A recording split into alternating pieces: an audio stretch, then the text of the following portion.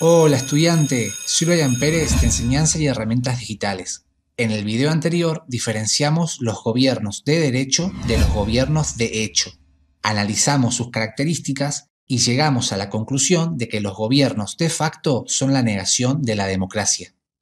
Pero, ¿cómo toman el poder los gobiernos de facto? A través de un golpe de Estado, es decir, un acto llevado a cabo por un conjunto de personas quienes destituyen y reemplazan a las autoridades elegidas por el pueblo. Muchas veces, estas personas forman parte del mismo Estado. Generalmente pertenecen a las Fuerzas Armadas o sectores que cuentan con el apoyo de parte de la sociedad civil u otros grupos de poder, hecho que les facilita imponer su voluntad, incluso por la fuerza, dado que ya poseen armamento y recursos del propio Estado. Por esta razón, los golpes de Estado son llamados golpes militares o cívico-militares.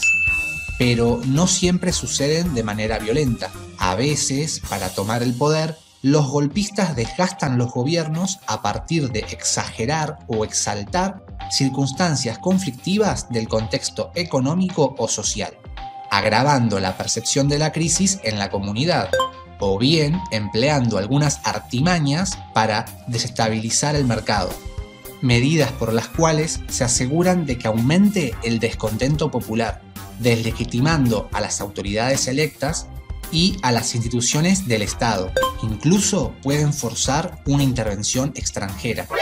Estoy feliz de tenerlos en el Coloso. En síntesis, podemos reconocer los siguientes tipos de golpe de Estado. Golpe militar. Son los golpes de Estado en los cuales las Fuerzas Armadas toman el poder y son el grupo más importante de coalición golpista.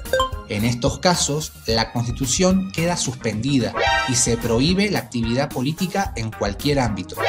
Todas las instituciones existentes quedan bajo control militar y son los jefes de dichas fuerzas quienes eligen al presidente y toman todas las decisiones. Golpe de mercado. Durante el golpe de mercado, en vez de tropas y aviones, se utiliza el mercado financiero y la economía como armas. Corridas bancarias, suba del dólar, aumento de precios. Pero el intento de desestabilizar el gobierno no solo se observa en la economía, sino también en la calle.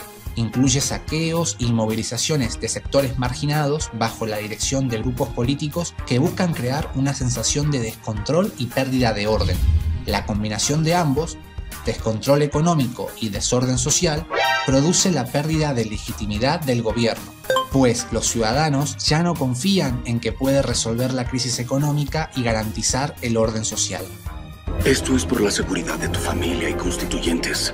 Nos necesitas, no lo olvides. Autogolpe de Estado.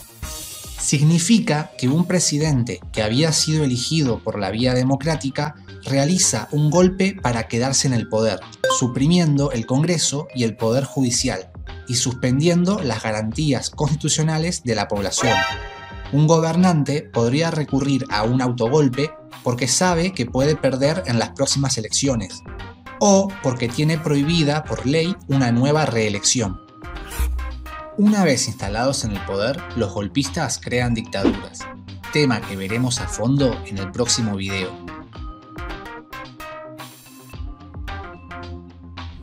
Espero que esta información te sea útil.